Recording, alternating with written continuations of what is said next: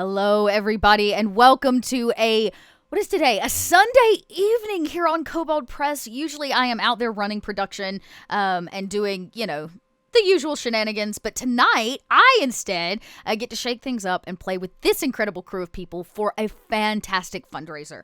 Everything that we're doing tonight over the next 2 hours is to raise funds for RollvsEvil, which is a brand new nonprofit that has been started by some of the gentlemen over at Modifius Games. I'm sure that you know that name. And the nonprofit is raising funds for various aspects of battling what is going on in the Ukraine right now, from providing support for refugees to other nonprofits that are helping with the evacuation and the resettlement. Incredible nonprofit, and it's done by a bunch of gamers. So go support. There's a link in chat where you can go find out a little bit more about how they're crowdfunding and what they're doing over the next week. We're very excited to be kicking off with them this weekend. We had a stream this morning and it was really awesome. So, and you know what? If any of you support in chat, let me know and maybe I'll give you a chance to make something kind of fun and quirky happen while we game. But before we dive in any further, I think it's really important for you to meet this incredibly talented and friendly crew that I have here. So let's go around. Y'all tell us who you are, of course, and who you might be playing tonight. Don't give us all the gritty details, but let us know. Also, you'll all probably get the idea that maybe we're playing some kobolds. But, and we're going to go counterclockwise around my screen because I am a chaos monster. That puts Eris up first. Ooh, hi, I'm RollvsEvil. Pronouns are she, her. I generally make things. Tabletop things. You can find that all at my website, RollvsEvil.com. Today I am playing Rock, who is a kobold herbalist druid. And you know what? I'm just going to leave it at that. Okay. Yeah. I mean, that's pretty good. I see it already. And I love the name. The name is so wonderful. It's such a good kobold name. The name was randomly generated and decided the rest of the creature that I am playing today. So we are going to have some fun. Love that. A little random generation. Very nice. And actually somebody that I've never had the chance to play on Kobold Press with. So welcome to the channel for the first time, Pooja. Hi, I'm incredibly happy to be here. Hey, everybody. My name is Pooja. My pronouns are she, her. And today I am playing Frisk, whose pronouns are they, them. And they are a kobold rogue with a penchant for poking things aggressively. Oh, I love that. And last but certainly not least, somebody you've seen here, somebody you've seen there, and everywhere. KP11 Studios. Hey, KP. I'm like the little virus you can't get rid of. You're like the little KP that could. The KP that could. Wrong usage. I was trying to think of something else, but I got put on the spot, and I don't think well on the spot. So there we go. I'm so sorry. Hi, my name's KP.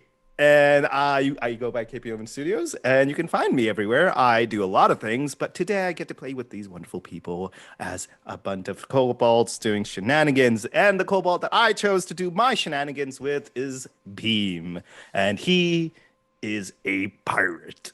That's all I'm going to say with you. He's a pirate kobold. I love him so much. Well, y'all, it's mainly because I really want to practice my pirate voice. You want to get your pirate voice down? Yeah, so which I'm is just fair. Yeah. So, why not? There's no better way. I had somebody on a panel one time ask me, like, how do you get all the voices? Like, do you practice them? And I was like, if I told you, y'all are gonna not believe me. But the truth of the matter is, when I decide on a new accent, I go through the drive-through, and if they believe me, then it's believable enough for a stream. So I'll like go order a coffee or whatever, my Starbucks, or I guess not as much anymore, but my fast food or whatever. And I'll be like, oh, today I'm going to try this really crap Russian. And sometimes I bomb, and the people at the counter know that I'm fucking with them. But it's fine. It's fine. I imagine, KP, you're here just to work in your kobold pirate voice. I just always wanted to be a pirate. Order a Big Mac with cheese. See how it goes. I want a Big Mac with cheese. Arr. I'm sorry. Please actually go order in that voice and record it while it happens.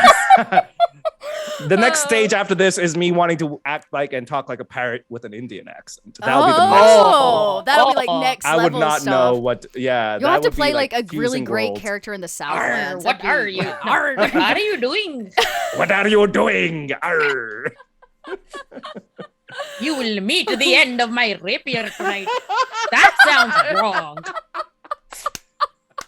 Well, I imagine as all you can see, tonight's going to be full shenanigans. I'm Dot. My pronouns are she, her. I'll be the GM for tonight, and I'm really excited to be playing this little game with these people. It is something I literally threw together last minute, and I'm kind of excited because we are headed to a celebration. In the world of Midgard, for those of you that may not know, most everything was begun by the dragons. The dragons reign, or did at one point reign supreme here. And their direct underlings, I guess you could say, would be the great kobolds, part dragon themselves. But the kobolds have had a rough go of it here in Midgard. And over the years, when they have not been kind, they have gathered. And in fact, they have gathered in a city known as Zobek, now known as the Free City of Zobek, though it wasn't always that way. Once the kobolds were under the thumb of the great Strauss family, but now they have their own massive section of the city, and nobody in the Free City of Zobek is under anybody's rule. It is free of diplomacy where it is not wanted, and politics, and the kobolds have a strange structure, I guess you could say. But once a year, all the various kobold kings who are always vying for power drop all of that to come together for the celebration of when the kobolds became free of the Strauss family. It's a massive celebration in what are known as the kobold slums, which is really the underdeck of the massive city of Zobek. And this city is full of machinations. Huge. In my brain, it kind of looks like Riften from I don't know if anybody out there is a Skyrim character, but you know how Riften has like the undercity where it builds down, because Zobek sits on a massive port. A big river runs through it. And the kobolds are really creatures of creation. They make things. And that is what actually has made the Free City of Zobek so incredible in the world of Midgard, is because there are huge machinations and machines, things that no other city has, and it's all thanks to the kobolds. And this celebration, the Kobold Jamboree, is the once a year where all the kobolds put aside their grumpiness, and they come together to celebrate simply getting to be the best kobolds they can be. And each one of you are coming to this gathering, whether you live in the Free City of Zobek, or maybe you're taking, a boat into port, seems reasonable. You're gathering here. And so our camera's going to pan first, actually, to our dear pirate, Beam. Beam, as you come into the Free City of Zobek, tell us maybe what you look like. You can already hear the celebration starting, the music and drums. First and foremost, I'm glad that you mentioned that there's a port. It's a port city. So you see in the distance, you see a big, giant masted, like multi-masted ship, right? And then coming from that, you see a tiny little boat with a tiny little kobold on there. He seems like he's been tied up quite loosely, and then which he can get rid of. But he kind of goes, "Oh, freaking mutiny! I've got your. I'll get back my boat eventually." And then he kind of just like the boat bumps in. He goes, "Well, after the party, I suppose." And then he jumps off, and then he kind of just looks at the boat once more and starts going. And you see him kind of he has like leather shoulder pads, a nice leather armor with fairly like well, the armor's underneath, and you have like the typical piratey looking wear of the frilly shirt with the vest on top. You see him holding and clutching a very soggy pirate hat, captain's hat, clearly no longer the captain of what was once a very fine ship. Or he so likes to proclaim. Maybe he actually wasn't. And you just see him with a big, great battle axe that's on the back of him that someone of his size should normally not be able to carry, but he's fairly ripped and fairly able to. And I believe he's going to be a green colored kobold. He's a green kobold. Yeah. So at least that's what the token I found for my character sheet. And therefore I was like, okay, well, that's the only one I could find. And therefore he's green. Yeah, it's perfect.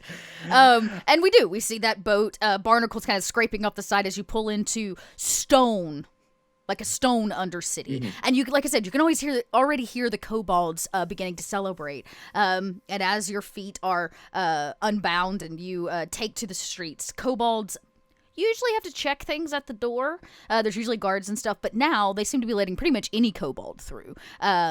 You see maybe a rat folk tries to sneak in. 2 rat folks in a trench coat try to sneak in and they get stopped. This is a kobold's only celebration. And they kind of get turned away and as they walk off. But your feet carry you into a massive crowd, and the camera will cut over to find Frisk. Frisk, tell us a little bit about 1, what you look like, and 2, how did you make your way to this celebration?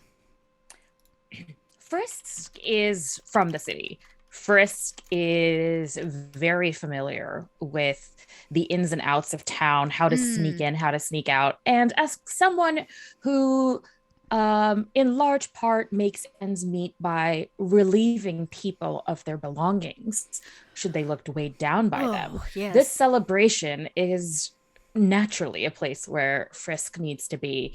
They are a blue kobold in pants that are rolled up just below their knees, a vest that is of a grayish, you think, color. It's hard to tell at this point. And armor that looks like pieces of various leather that may have been cobbled together from things they have relieved folks of in their past. And so Frisk is definitely keeping to the edges of the revelries with sharp eyes. Not necessarily looking to create mischief, but always prepared. Yeah, I imagine of all the years of the cycle, tonight is the night where you find the most items that need a new home. Yes. You're gonna have the most kobolds here, and kobolds love trinkets. They love trinkets. So this is probably your best night for making the books. Well, exactly. Every small business owner has specific events that may make up a majority of their income, and this is theirs. Tonight's night. And so you are pockets empty so that you can carry more, usually than before. And you can see the numbers are rising. This might be the biggest year yet as you make your way. And you know that the celebration doesn't start until the chosen king kobold. There are lots of kings, but one of them gets selected to make the opening announcement. And you know that there's also a lottery that happens at the top. Especially if you've been to this celebration before. So imagine your feet skirting the outskirts of the major crowds and keeping your eyes peeled. Begin heading towards kind of the centralized courtyard area of what they call the kobold slums. And last but certainly not least, we get our dear Rock. Rock, what do you look like, and why do you make your way to this celebration? Well, Rock is a small grayish kobold. They almost look like if you put them in a cave and they just sat up against the wall, they'd kind of blend in and just look like a piece of the wall. They are wearing ill-fitting leather armor. It looks like it's just too big, like it was made for their older sibling or maybe their parent, and they just kind of never grew into it fully. But they have a green cloak around them that's very tattered and obviously well loved. It's got a little bit of embroidery, very bad embroidery, but they tried. They're holding a quarterstaff that actually looks like it might just be a really young dead sapling. It's still got some roots hanging on at the bottom, but like no one says anything because that would be rude. To each their own kobold, you know?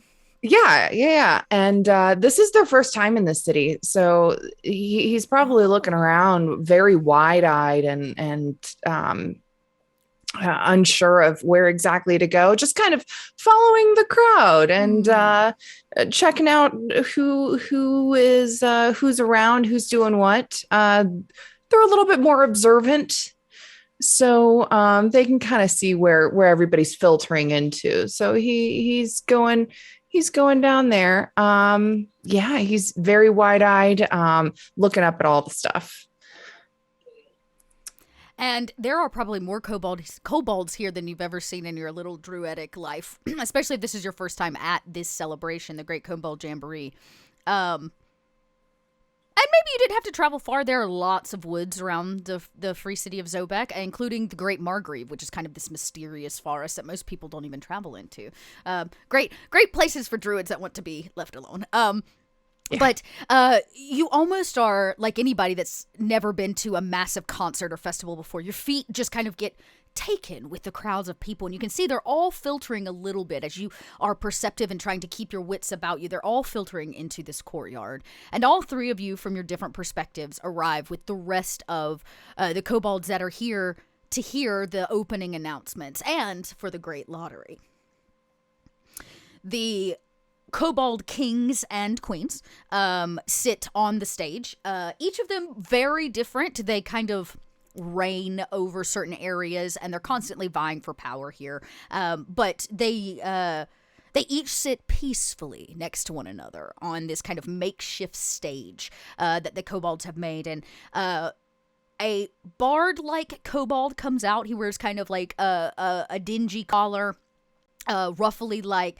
He looks very pristine to be a kobold, and he whips from his pocket, maybe you expected a horn of some kind, but in fact it is the greatest instrument that the kobolds know, the kazoo.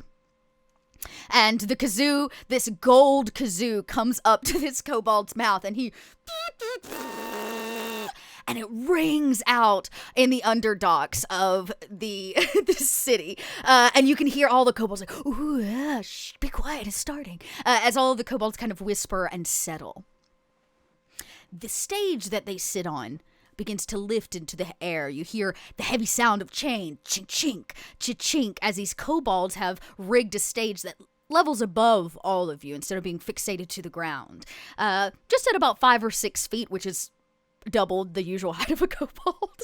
I guess unless you're a swobold. You're the average kobold is about 4 foot or less. And you see the one of the kings stand. He is not wearing the crown, I guess we'll call it. It's really more like a wreath for your head that gets worn. So he's here for a different reason. And in fact, you see him walk over to a pillar that had been on the same stage that's risen above, and on it is a hat. The infamous top hat of the kobolds. And it sits upside down. And you watch as he puts his hand over it and casts some kind of magic, and as he does, from the palm of his hand flitters a dense stream of little slips of white paper. And they fill this hat, more than should be able to even fit in this hat. And you can hear him kind of flutter. At the last moment, he kind of jerks his hand to get the last of the papers out in a couple flutter. And that's it. Every kobold that is in attendance has been added to the lottery. He takes his seat, and you see another kobold step forward. He is known as the Keeper in White. Technically not a king himself, but an important figure that many choose to lend aid and follow. This Keeper in White is a male kobold. He is very powerful, and if you know anything, I would say probably the only person is going to be Frisk. Frisk, you know this man is an undead kobold, in fact. Oh. Okay. There's a little bit of tension, right? Some of the other kobolds are grumpy that he got chosen to wear the wreath this year, and he gets to make the opening announcements, but this is how it is. He is considered an albino lich, technically. So his eyes kind of gleam this red, and he's almost eerie in his paleness with this twig wreath around his head. In fact, a lot of the misfits in town tend to follow this great keeper in white. He kind of steps forward almost to the edge, and you think that the floating stage might tip, but it doesn't. And he opens his mouth to speak, and first there's a death rattle. As he breathes in the air, he needs to speak to all of you. The crowd is absolutely silent. For those of you in chat that are coming from Warriors of Waterdeep, we have not had a code in a week because we've not had a show with the need for a code in a week. So the show that would have happened tonight does not happen until 11 p.m. So you can drop back by at 11 p.m. Eastern to grab that code if you would like. He opens his mouth to speak. Welcome, kobolds, to the annual cycle celebration, the Kobold Jamboree. And as he coughed, the crowd goes wild.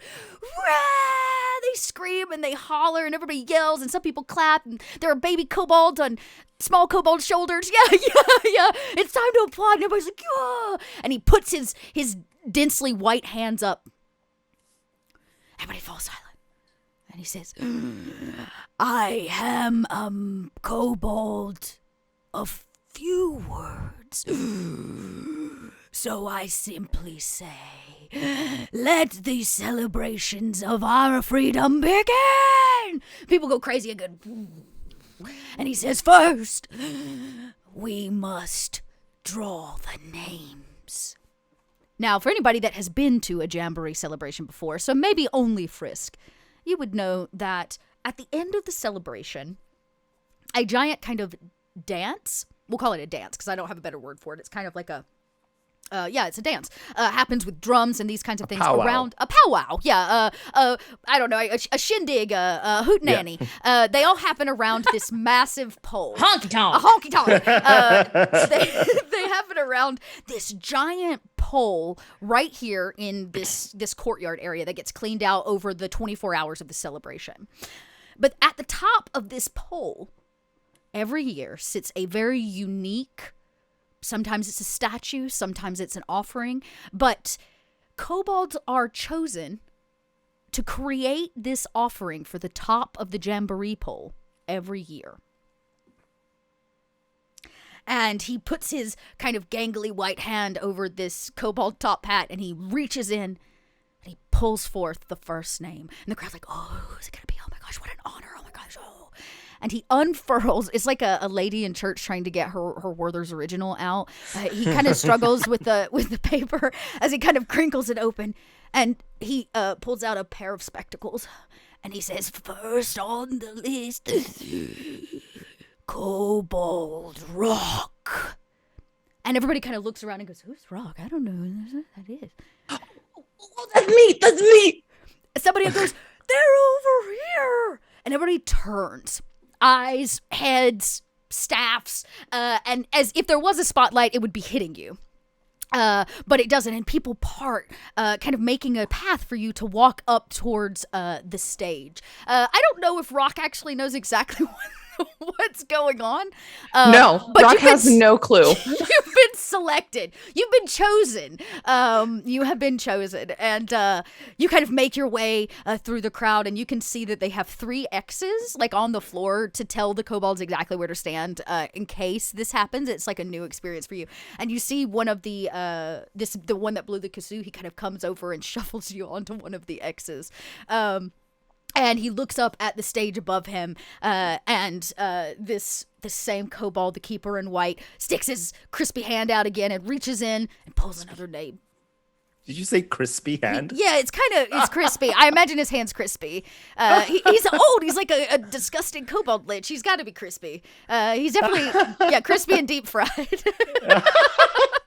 KFC, kobold fried, Kentucky fried kobold. And he does, and he as he tries to open up that piece of paper. Next is Beam. And people are like, oh, are you a well-known pirate? He's actually just the deckhand that pretends to be the captain.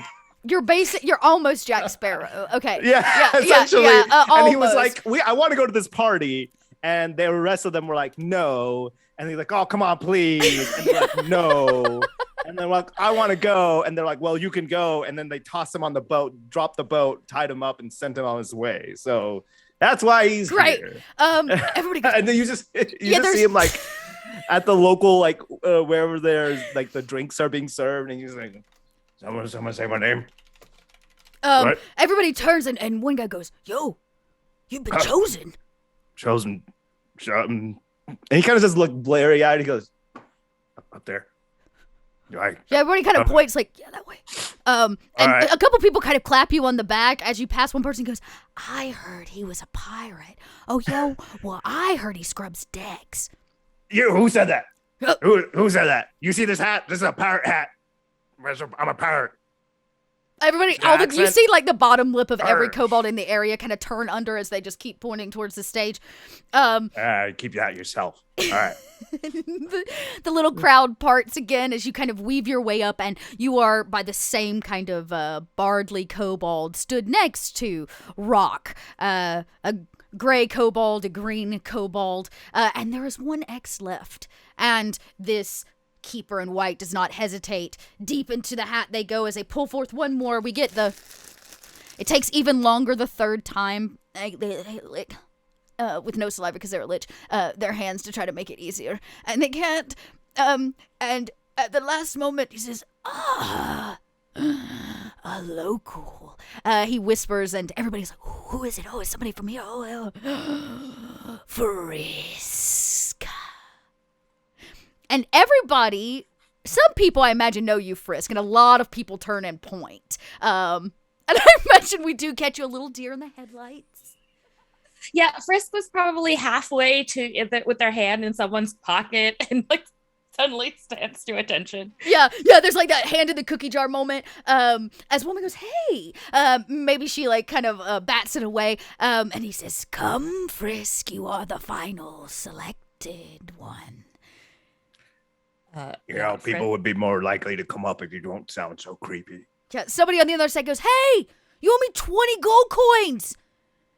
Yeah, that's later. Yeah. He goes, what? Oh, stop him. And of course, people don't allow that to happen. This is a celebration, and they kind of like, shut up, you're ruining the moment, as they part. And maybe you walk a little bit hesitantly through the crowd, but you get up there to the front, to the final X. Yeah. You don't even need the help of this bardly kobold. You've watched this moment happen once a cycle for this exact reason. And the keeper in white goes, the selection process has finished. These 3 chosen shall complete the topper for the Jamboree pole. And deep under your feet, you feel kind of a grinding, as if there's like wheels turning, the way they might in a massive clock. And from the ground raises this dense pole. It's got to be about this big around, and it's made of pure metal. And it starts to rise out of the ground, and you can see there is a spot on top that is missing something. These 3 shall beg, borrow, steal, make, and create to bring us our topper for the Kobold Jamboree. It is up to them what it looks like, what it represents.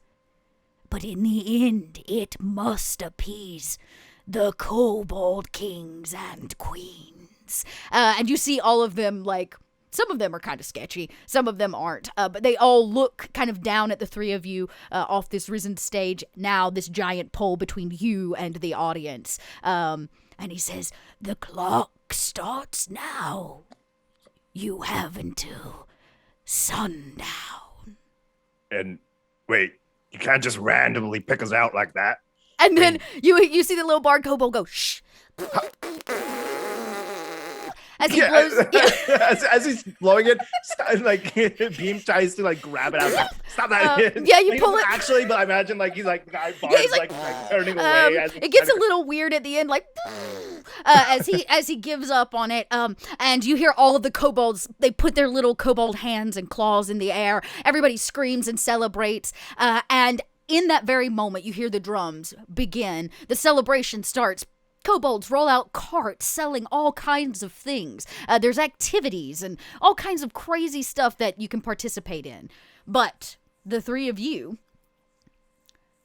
have a task. It's the same kobold. Maybe he's a bit of a speaker for the kings. You're not entirely sure. But he comes over and he says, All right, so, yeah. Do you have any questions? Yeah. When I'm good. can I leave? Oh, I mean, as long as you're coming back, you have to bring the topper. What exactly are we doing? We got a bunch of newbies. he looks at Frisk. Hey, that's a them problem, not me. Yeah, well, they're your problem now. He points at him. Because the three of you have to work together. The topper for the great jamboree pool is in great honor. Some kobolds are never selected in their whole lifetimes. And you can see he's never been selected. He's a little grumpy about it. Like he would give Your his turn left. will come, buddy. I'm sure. He goes, oh, I know, I'm worthy. I tell myself that every day. And then he kind of just Beam's like, oh, you'll never ever get it. Because there's always a Is that true? chance. Well, You never know. He goes, well, you're going to want to make sure you do the best you can, because if they're not Please, and you can see that the stage with all of the kings is kind of lowering a little bit to the ground as if they're gonna move on to their celebratory whatevers. And he goes, because, if they're not happy, you're not happy. Somehow Rock gets smaller. He's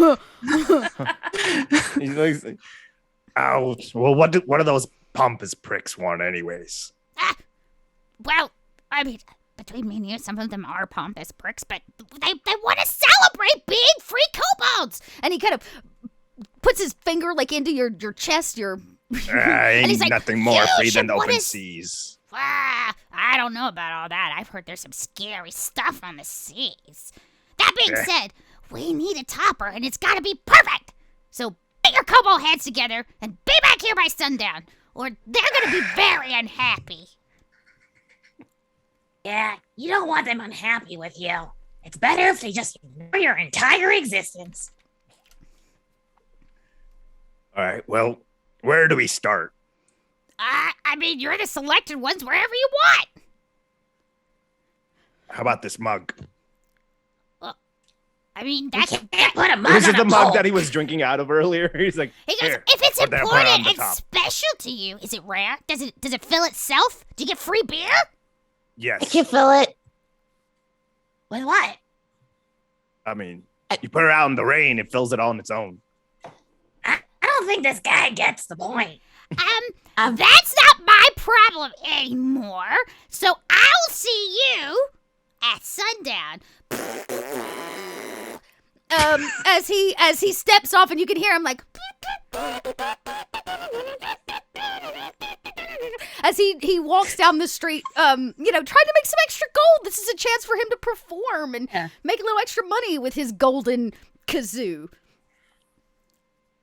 Which, by the way, is the instrument choice of Kobold Press. We spend I love an it. average of $30 a year on kazoo supplies.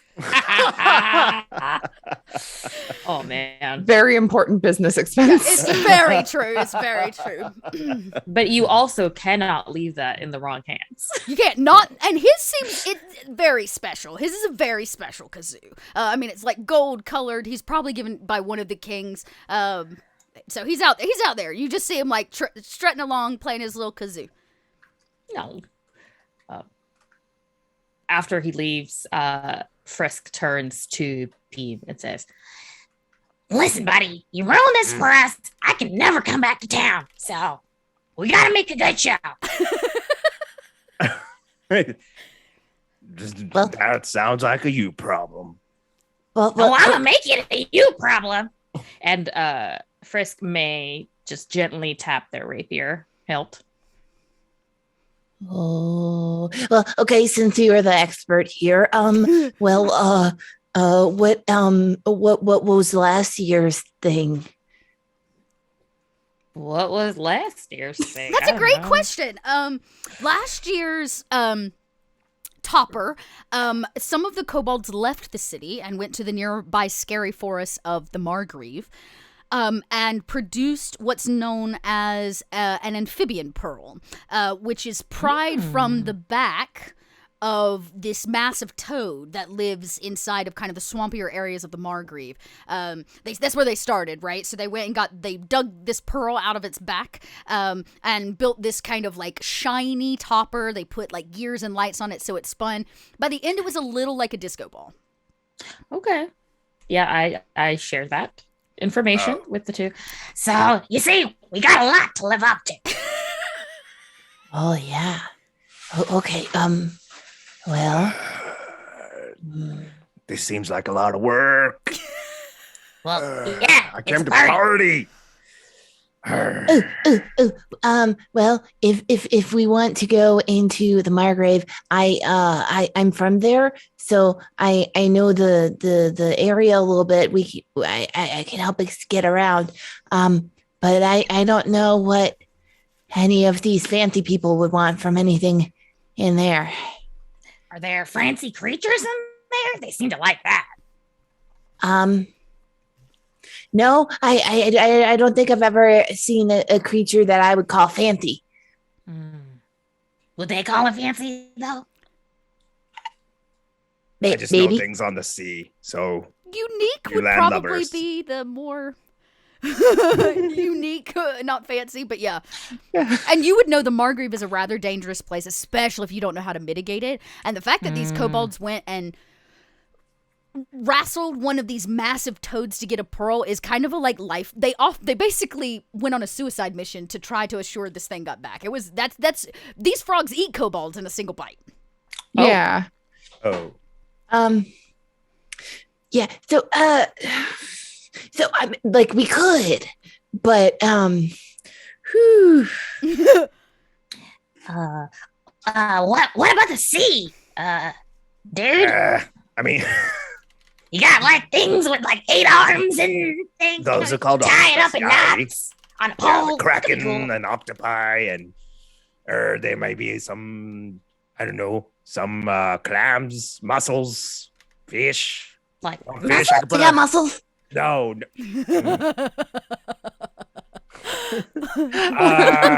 Best joke of the night. Especially because Fritz, sorry, not Fritz, Ronk has a -1 strength. So he goes, I got muscles, and it's like nothing. We've got two minus Yeah, one like strength muscles. kobolds here. No, wrong muscles.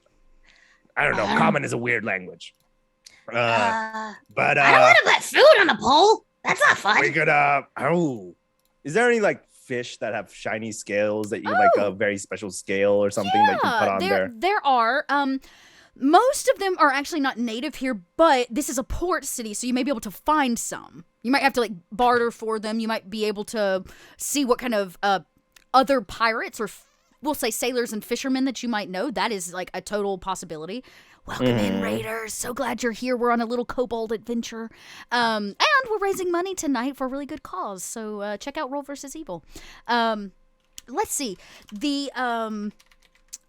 You would also know that like above you, which is the like city, the upper city, is a vast hodgepodge of all kinds of people from Midgard and folk. Ooh. There is no like one particular, it's like the New York City of Midgard. It has a little bit of everything. So if you wanted to come out of the underdocks and hit the upper city, you might be able to find something, more resources, but most kobolds tend to keep to the community. But there's absolutely nothing stopping you, especially since you have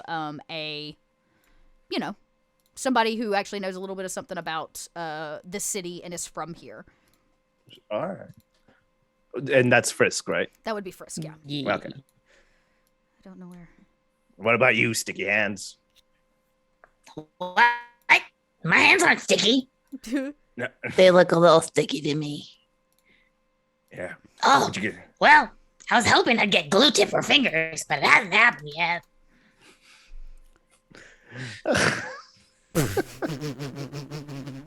All You right. do know a kobold named Sticky Fingers, though. Yeah. Oh, yeah? Yeah, Actual Sticky he Fingers. makes cinnamon rolls. He's a buddy. You know, you get Well, actually, that sounds really good. Yeah, you Oh, get that a sounds cinnamon roll and- fantastic. you get like really good at picking things. Oh, never mind. Nothing What I happens. wanted to ask, you know the city, right? I do.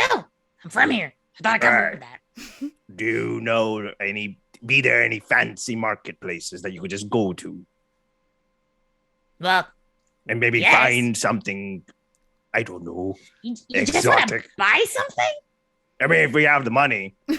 Or, Do you have money? How does that say? Do y'all have I don't money? have money. My pockets are empty. I haven't gotten to work yet. well, sounds like we got to get creative then. I mean, I could get money later. I don't have any money now.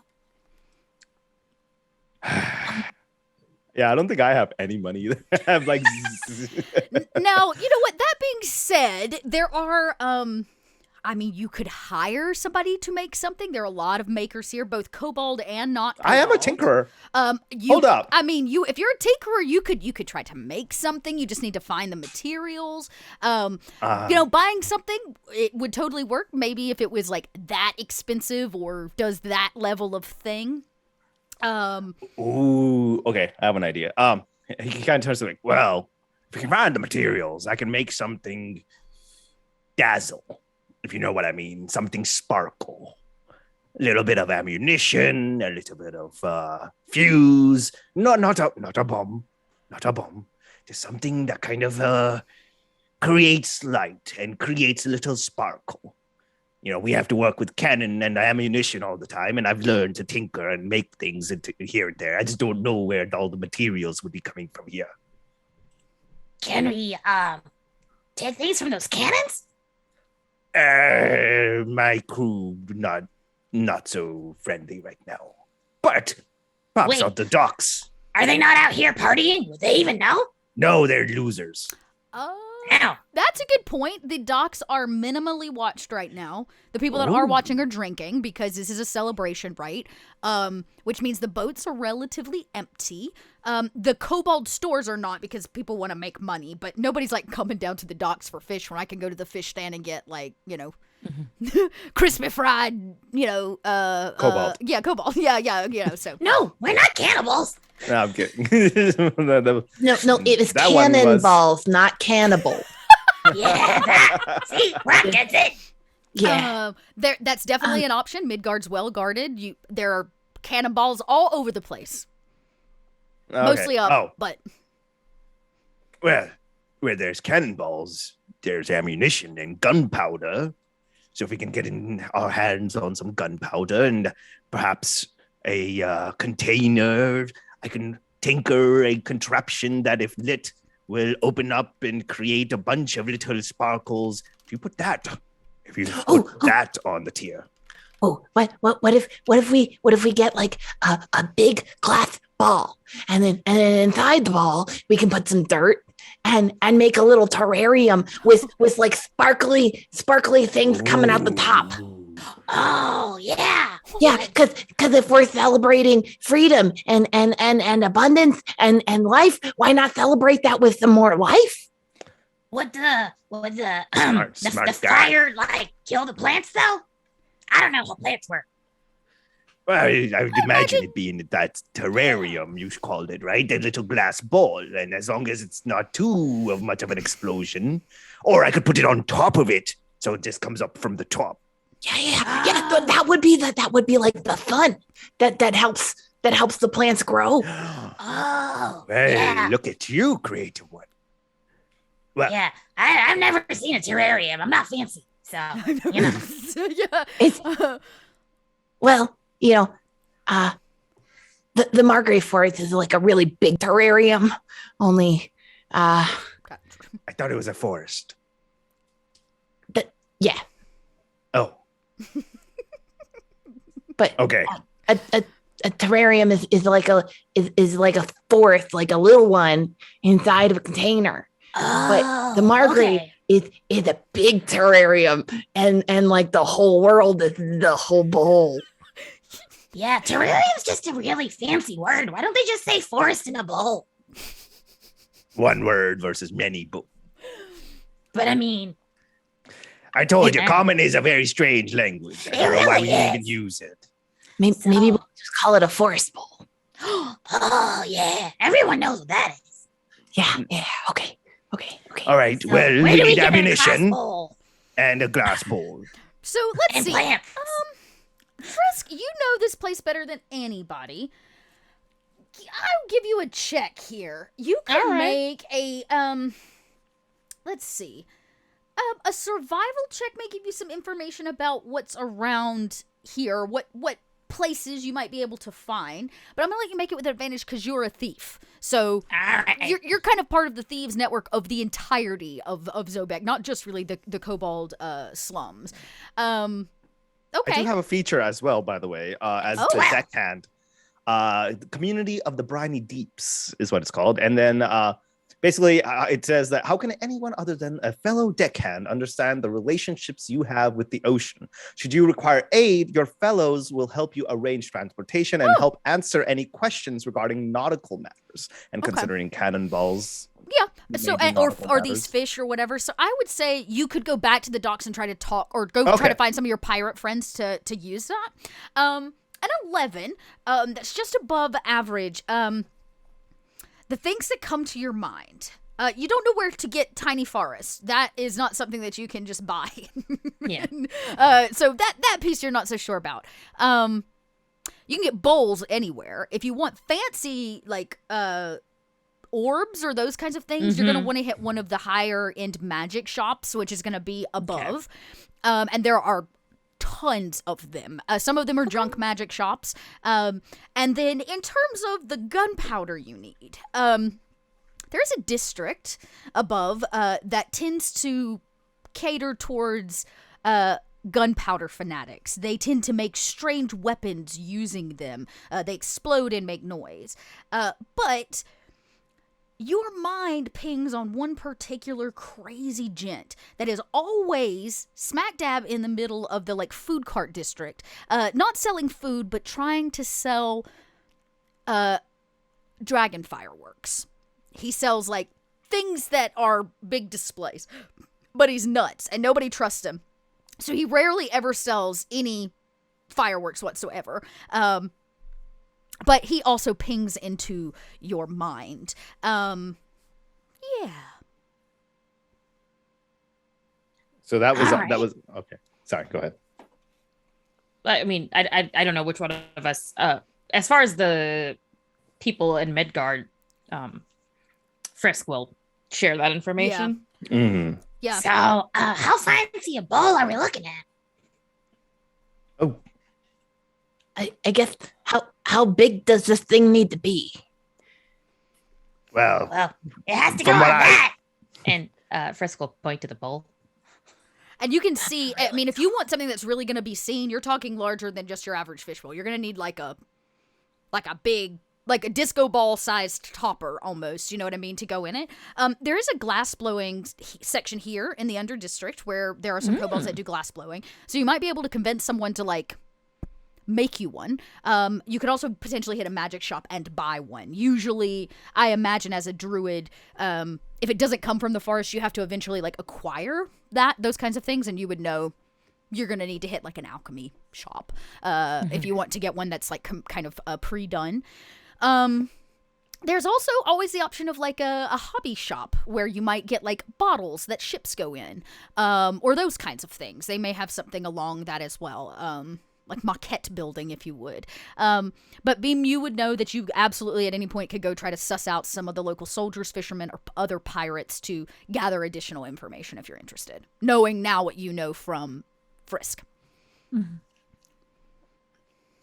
well, I can go get the perhaps the ammunition and maybe get some sort of fancy fish scales that could shine and light up on the side, reflect perhaps the all the light, Hey, it makes sense to me now that I'm thinking about it. You have the land in the bowl, you have the fish from the sea, and then you have sparkles like the sun. You have sun, earth, sea. I don't know. I'm just making things up at this point. No, that sounds pretty good to me. Sounds pretty special. Oh, Hey, and look if at you that. need to light it, I gotcha. Oh, So, all right. Here's the question. Do we want to get the bowl first or the stuff that goes in the bowl first? Well, we could always split it up. That always works. Trust you to come back. Well, okay, so the bowl is gonna have to be a very special thing, because if it needs to fit on top of that and have all the stuff in it, we might have to special commission it or find it. So if we start on that first, then while they're making it, then we can get all the rest of the stuff. Oh, That's a very smart idea. Let's do it. that sounds smart. Let's go. Frisk, where there's most of the underdocks are a maker's market. And the roads here, other than this courtyard area, are narrow. They're not really built for even medium-sized creatures. These are built for kobolds. And it's almost like a maze. Tiny, a narrow place here that cuts into an alleyway there that goes narrow again. And so you kind of have to guide the group. And as you get closer, usually when you start to feel that heat of a forge, you start to hear that tink, but that's not what you hear. It's almost silent, just the sound of the forge as the fire rages. And you come around the corner, and there is a very stout kobold. He's a little bit older, and you can tell that he's worked a hard life. And there's a massive forge ahead of you that very clearly has a pipe that goes up to the next district and puts all the heat and smoke out, so it doesn't collect down here. And he has this massive rod, and he's rolling it on his very beefy forearms as he's making something from molten glass. Nearby is a big barrel of sand, and all the things necessary for kind of this glass blowing shop. So who's good at sweet talking? I'd be quite the charmer, but not, well, specifically, some don't tell me too much. They don't like the beard too much, but some like the beard. I could try. Do you want me to try or no? Don't make me try. I think you can try. You see, I think I should hang out in the back because of my reputation. I have 0 charisma, by the way, just letting you know. This is just me purely just being like, maybe I could do it because he thinks he can do it, but Do he it. probably can't Do it. You All right. have all the confidence you need. Go That's for all it. that Roxy, What do I say? What do I say? What do you want me to say? Tell him we need a bowl and describe it. You're the one with the plan. Just describe the bowl we need and tell him it's for the Okay. killer, so he better not mess it up. And you can see there's like a bell. It's very loud here with the forge going, and he's very clearly like in the creative zone. And there's like a bell you can ding if you would like to get his attention. I can help you describe the bowl, but I'm very much better at talking to trees than other people. All right, fair enough. All right. And he goes up and he kind of just like dings on the bell a little. Yeah, and you hear it kind of ding ding, and he goes, oh, and he catches what he was rolling very quickly. And it kind of tips because it's heavy at the end with the glass, and you can see. I like, go up and grab it to help him like not drop it. And he says, he kind of looks up at you, gruff, a little short, squat of a man. Oh, there, old timer. Sorry, I didn't mean to scare you like that. He goes, "You almost got me." He kind of takes it over and breaks off what he was working on. This was supposed to be a special one, and he puts it up on a shelf. So, adding it to the other beautifully glass-blown things that he has. And he simply says to you, well, what can I do you for? Well, my crew here and we've been kind of wondering if you would be willing to commission something for us. We're looking for honestly, it doesn't seem very complex. It's just a giant bowl, or a giant ball, not bowl, big ball. He kind of, That's it. Oh, kind of for us. He's listening. He kind of wipes his hands clean. It's for a. Have you ever heard of a forest bowl? Jungle Bowl, A forest a bowl. like terrarium. like a terrarium. Terrarium. I've heard this before. A group of druids came through here years back and wanted some kind of terrarium. They told me Yes. it is sacred place where plants grow behind glass. I don't understand.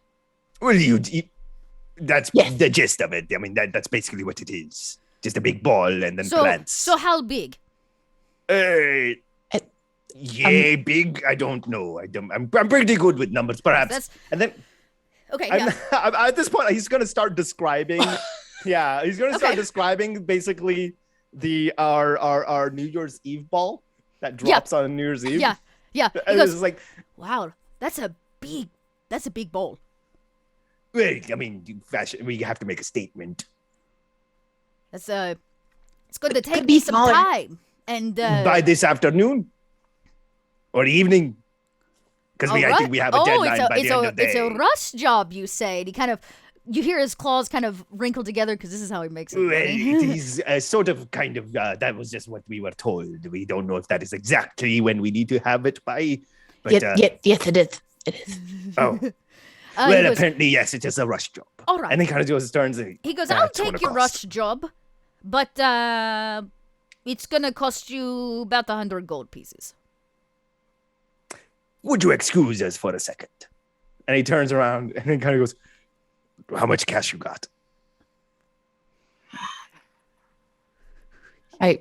Frisk opens pockets and 10. I got 10 gold, I think. Yep. 10 gold. He goes, "How about 10 gold? We can come to a gentleman's agreement." I put my hand in my pocket and I pull out just a small pile of gold and shove it in your face. There's 20 gold. This is all my money. So 30 gold is all you're going to offer me for a 100 gold job. Well, consider it as a down payment, perhaps. It's for the greater good. Greater good. It's for the He celebration. kind of throws his hands up. I see. He stops when you say, "You mean the jamboree?" Yes, that thing right there. Yeah. Also, if you need any additional services, I am a druid with services available. When you say that, he kind of looks around to make sure nobody else is listening and goes, "Okay, I'll give you your ball. I'm taking your 30 gold." yeah. And he gathers it. He says, "But as I am a gentleman, as you so pointed out, there is something I want." Oh. So that wasn't the end of it. Okay. Because there's a lass. She makes my heart pitter-patter. And, Oh, you, I thought maybe she'd like to dance when the sun goes down, but I am shy. And need some help. you want us to play Cupid? I don't know who that is, but I would like you to ask her if she would like to dance with me. Dance with me. Got it. No, with me. Yes, dance with me. Got it. He looks over at the other two of you like, please tell me we you got understand. it. Yeah, no, we got it. She likes to, have a fresh drink of kobold wine at the wine stand. She's blue. Ooh. Oh. No, Like that my is a blue or fine. different blue? He kind of looks at you, he goes, "No, she's the perfect sky blue." Yeah, stands to reason. He goes, her name is, Candice, but she likes to be called Candy. I can't. Was that the same thing? Yes, just find her. Ashore, she saves me at least one dance. I know if I could just dance with her, I could get up the kobold stones to ask her to be mine. He kind of has, like, if he could have anime eyes, he would right now. Okay. Let's get on this fetch quest then. Where's Candy again? He kind of points back in the direction you came. She'll be at the wine stand. No doubt. The wine stand. She's Okay. a classy lass. Didn't know wine made you classy. Good to know. Ale for me. Um, Anyways, and he goes, wait. What's your name? Like, Oh. what do we, you never gave us. Glass blowing guy. Poor man. I was going to give him a really horrible name. I won't do that. He goes, they call me Clyde. Clyde. Call me Clyde. Clyde. Clyde it is. We'll go talk to this Candy Clyde. Oh, Candy. He kind of says as he starts your project. You can see he kind of goes over and he billows the forge and begins like heating it up. He puts that piece in to start heating the sand, and he begins working towards this giant ball that you need. He adds the 30 gold to his lockbox and closes it tight, as all of you with no problem. In fact, most of these like side streets are a smidge empty. Most everybody's kind of holding to the main area. Well, I guess we should make our way. And where did you say that she was at again? A The wine stand. stand. There's The like wine a, stand. Yeah, there's a, Okay. there's lots of little like carts, food carts, and more than likely, well, you can't miss it. There's a big food cart, we'll say, that says wine on wheels. And it takes 3 kobolds to move it. It's like a 3-pedal bicycle that pulls this like open wine cantina behind it. And they can drive around with people on it. So the like seats are connected, and it's like a moving wine. And just above all the heads of the kobolds, you all can see it. It says wine on wheels. Are you good at talking to women? I mean, I've had my fair share. You're not trying to seduce her. Remember, you're playing a wingman. Right. Well, Ooh, I'm good I've with had- wings. They can be wing person. Rock, you wanna go, ask Candy to do us all a favor? Yeah. Okay. All right. Okay. Yeah, I can do this. I can do this. Okay. And you kind of have to like catch up to the cart, right? Because on the front of it are 3 kobolds like bicycle pedaling, pulling this cantina behind, and all of you kind of pick up pace. You're pushing through people, and you get to the cart, and you can see it basically makes a loop constantly in a clear path. And at this moving wine cantina, you see there are 2 pirates. Pirate-like folk, will say. You can tell by the jewelry, the attire, the smell of salty sea, and a couple barnacles on their elbows, that they're of the sea. And on the opposite side sits this beautiful blue kobold. She is the color of a perfect blue sky. Very attractive for a kobold, very well put together. She wears a dress and a nice corset. And she's talking and chattering with other kobolds that are around her who seem completely enamored by her presence. And she sips this wine and puts the glass back down. You hear her laugh. so are the pirate-looking gentlemen? They're the ones running the cart? Are they moving? No, the cart? they're just other patrons of it. Oh. There's probably Okay. 10 seats total, like 5 on either side of the moving cantina, and she's got her and 2 friends, and then there's these 2 additional pirates on the opposite side. And of course there's like a wine tender, I hate to call it a bartender because it's really just for wine, that is bustling about on the inside with small cask of things that you can taste and buy. Running around right next to her, waving my staff in the air. Rock says, Excuse me, pretty blue lady. Hello. I'm gonna have you make an athletics check to see if you can keep up with it, because it's moving at pace. Yeah, this is the kind of kobold girl that other kobold girls hate. I love that. Actually, you can all, if you want to keep up with it, you can all make the athletics check. an athletics. Athletics. Oh gosh, Athletics. this is gonna be great. It's gonna work out. Oh, what is that? 14. Ooh, I got an 18. Poor Frisk. I got a 3. You're the most well-known kobold of the 3 of you that were selected. So as you're running through, people are kind of stopping you, like, "Oh, look, it's Frisk. How's it going?" And they want to talk to you about what you're already. They want to know the secrets of what you're bringing, so that they know, and It would be a lot better if you didn't keep stopping me.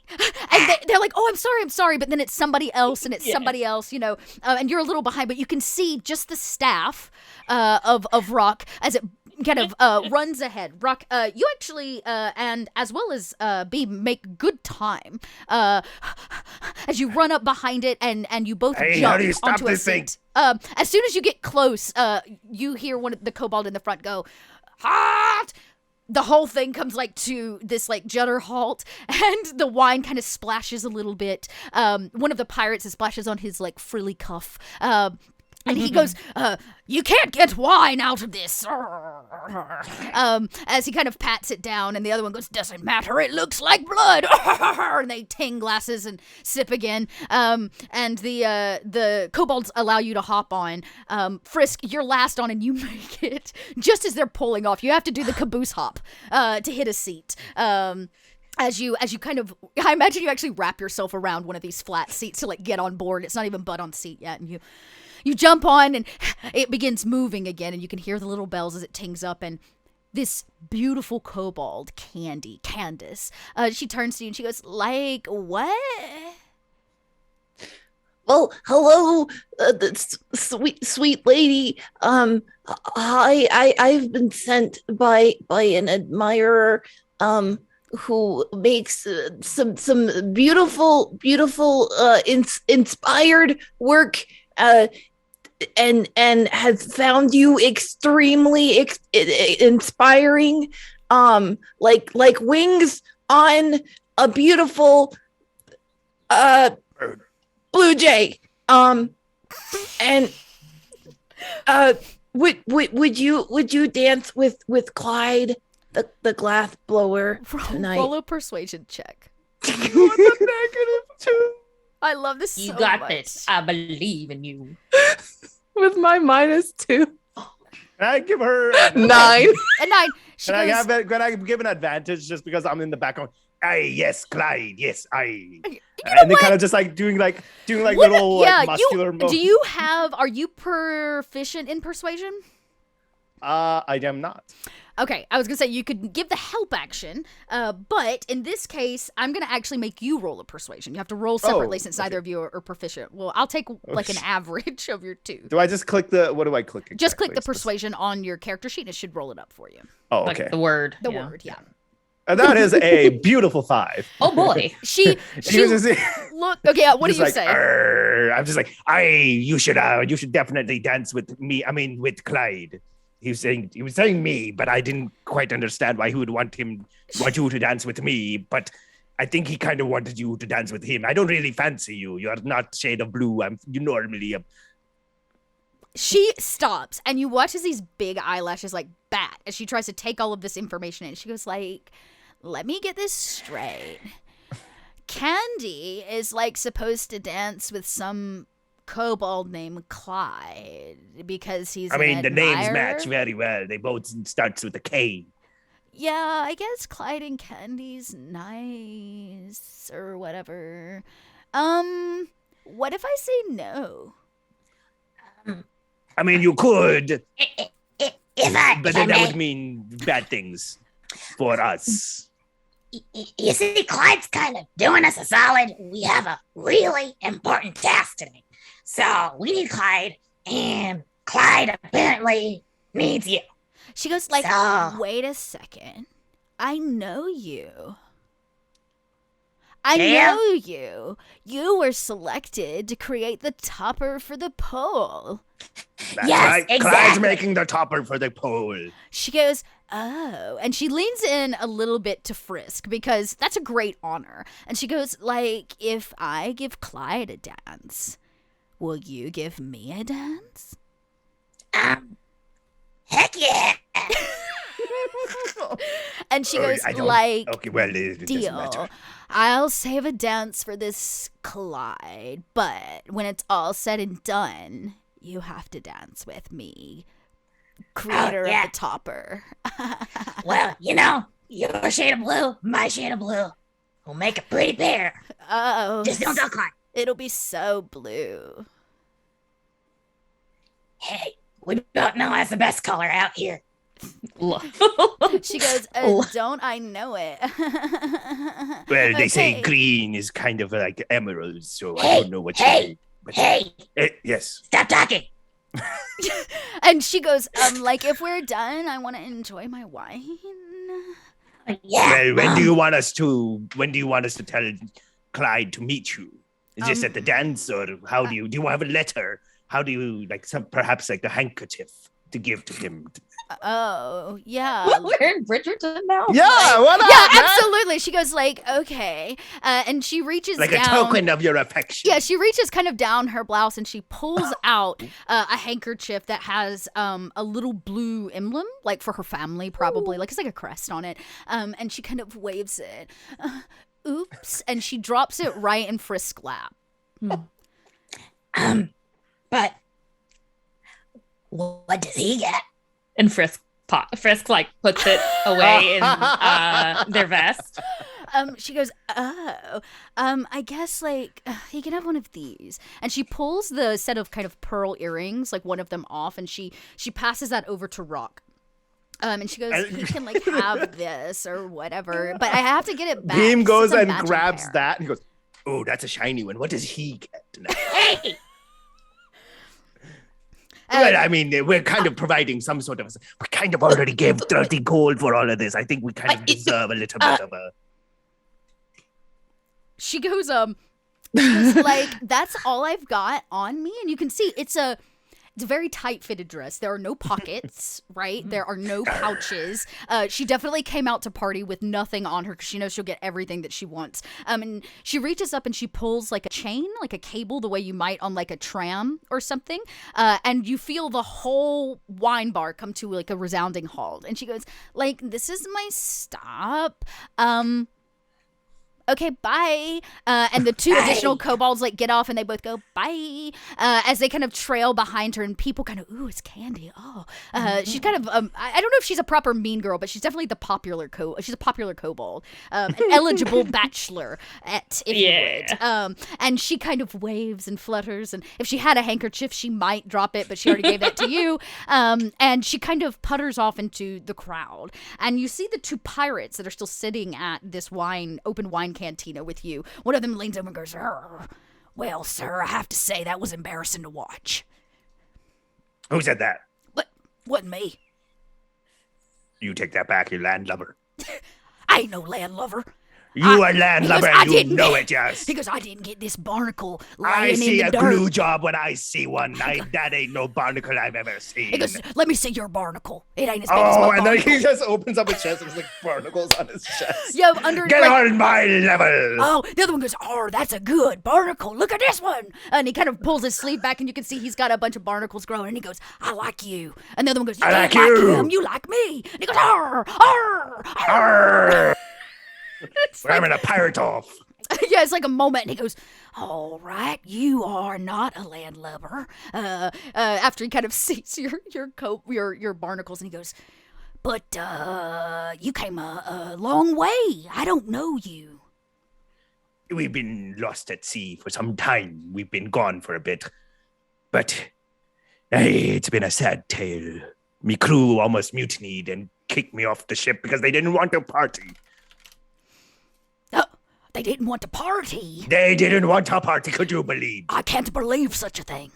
Arr, it's a Arr. disgrace. Arr. He goes, let me buy this man some wine. And he goes, the other one kind of gestures and he goes, oh yes, 1 silver. And he kind of slides a silver across and Oh, unfortunately, we've lost all of our money in the process of getting this stupid little topper for He said he was buying you. He said it Oh, was he's buying for me. Oh, you're buying. yeah, he for goes 1 silver. He kind of slides it across and they hook you up. These are beautifully blown wine glasses, maybe even from the glass blower you've already met. And there's a very dense red, almost purple kind of tester size of wine in the bottom. And he goes, you know, a lot of us, we spend our time drinking ale and booze, but ain't nothing better than a good glass of red wine.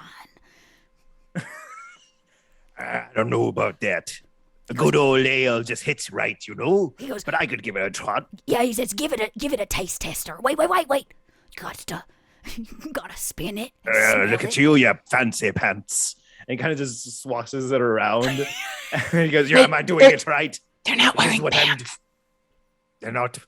There's no Aye, they're no not wearing pants, but whatever. It's just figure of speech, as they say. And as you put it into your mouth, he goes, Wait. Taste it.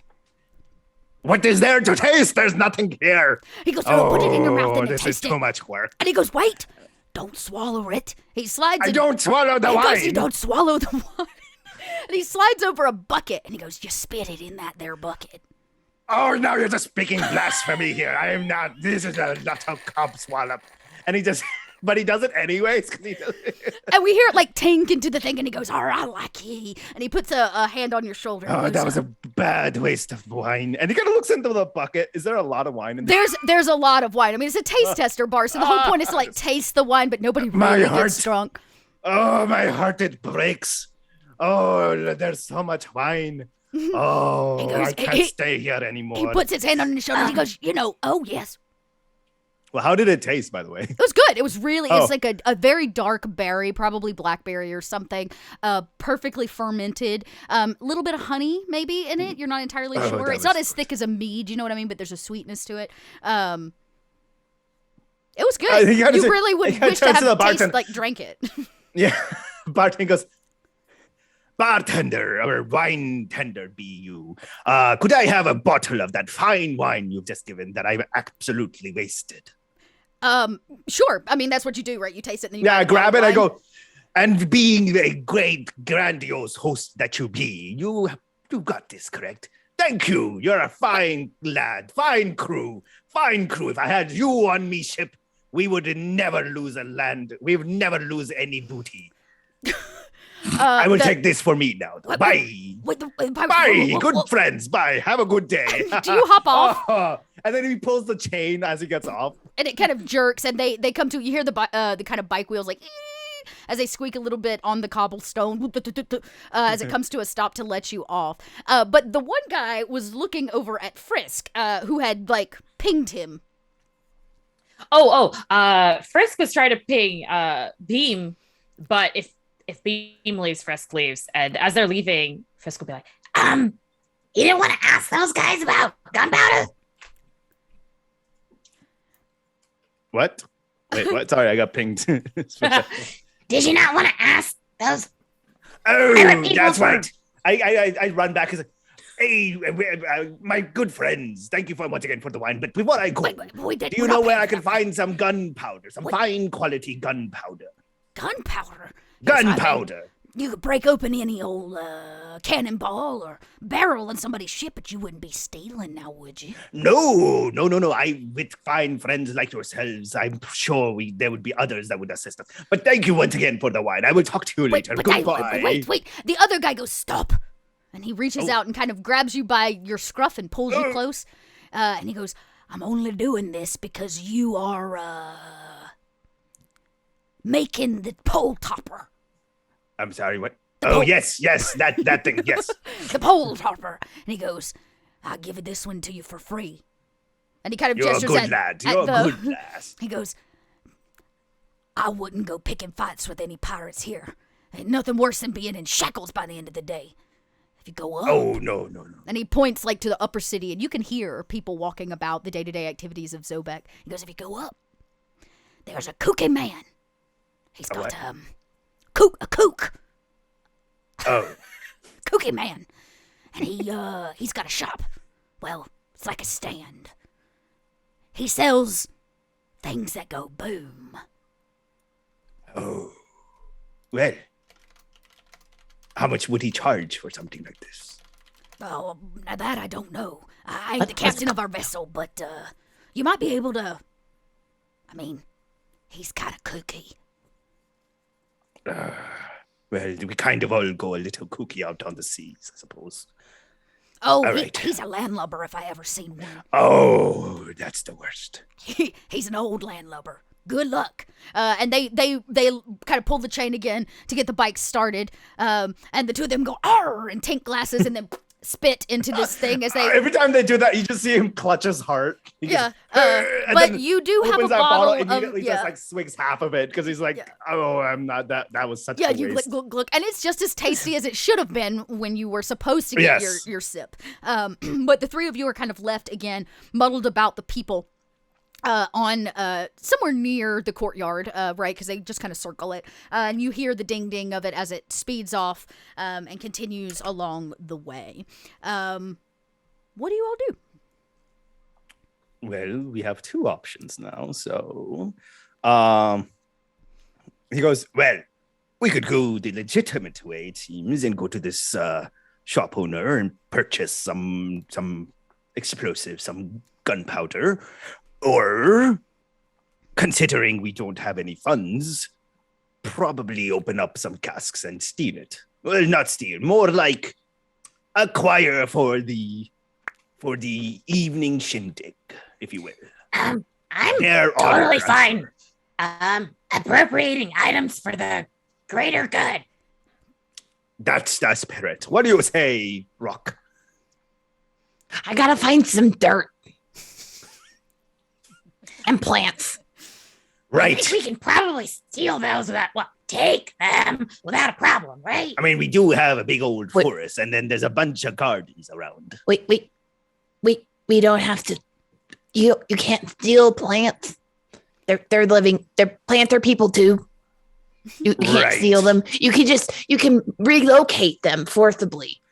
Well, okay. Well, you tell the plants we want to Rehouse make them. them the center of attention. Like, what plant would want that? But some plants don't like that. They're a little shy. Well, But find other the plants that really, do. really like that. So what I can do is, if you want, we can. I can look for those plants that would want to be the center of attention. Yeah, do that. Okay. That's good. Okay. Why don't I get a general nature check from you? You're in the middle of a place that really has no nature left to it, right? It's been very industrialized, but you would be able to feel if there were some plants around Rock. So let's just get a quick nature check from you. So I actually have locate plants or animals. Oh, perfect. As Even a better. spell. Yeah, go ahead. So I'm going to cast locate plants. Okay. And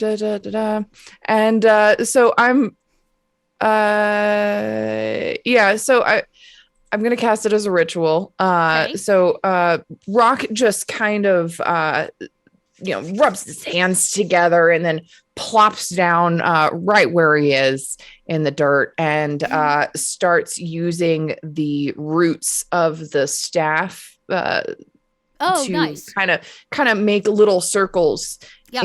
in the dirt, and with this kind of makes a map for himself Yes. of all of the plant life in the area. I love that. And as the spell completes, it little bugs kind of gather where those plants that he's looking for would be, Love so he knows where to go. So as the bugs kind of base- scutter, most of which are cockroaches, right? Because you're near water and underdocks, and they kind of scutter in and place themselves on this map. Your eyes roll in the back of your head, and you draw almost as if not necessarily in control. The magic takes control of this map. You kind of pan out. Most of the plant shops are up because they're going to need sunlight, so they're going to be on the top. But there is a ping. A very tiny little black cockroach, much smaller than the rest of them, pings in the Underdock map that you have drawn out. It's actually not far from this courtyard. It is the opposite direction of the docks, but it's not far. And for whatever reason, this cockroach seems to be a little bit on the move, as if maybe the storefront is not built into the structure itself. Ooh, that's unusual. Let's go find that one. And you kind of take off. Now, the question is, as a ritual, that takes a minimum of 10 minutes. Do y'all wait, Frisk and Beam? Or do you go to deal with something else? Beam's happy to just keep drinking. Yeah. Like an audience, the Bless two of you. you stand there, thank you, in the middle of maybe just a side nook between some stuff that's not in the main kind of thoroughfare where people might step on this map. And Rook, you take off trying to find whatever this is. And as you kind of dart an alleyway and come around a corner following the map that you now have in your head. You see some people are gathered, the usual. Some people are what we would consider tailgating. These little kobolds are sitting and like celebrating in their own way. One of them's got like a lyre of some kind, and he's like playing some music for this kind of group. And you see there is a small adolescent kobold, a female. She's green as she can be, like this deep forest green. And kobolds don't really have hair most of the time, but on her head is kind of this bowl-shaped planter.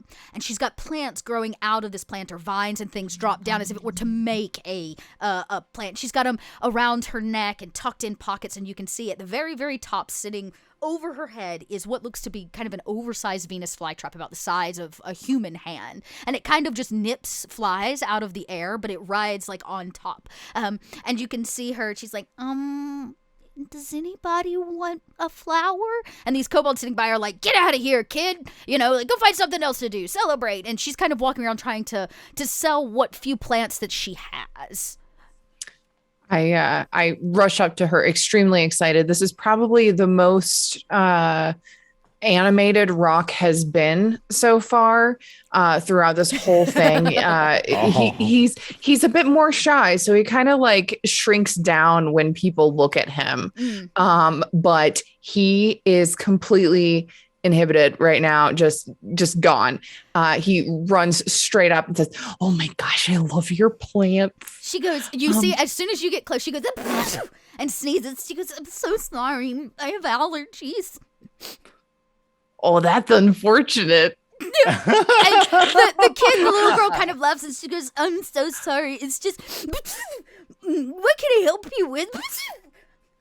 Do you have any plants who really like to be the center of attention? This Venus flytrap on her head, like, poses in a beam of light. She goes, "I don't know. Most of my plants are really shy." What about that one? He's super. He practically posing for me.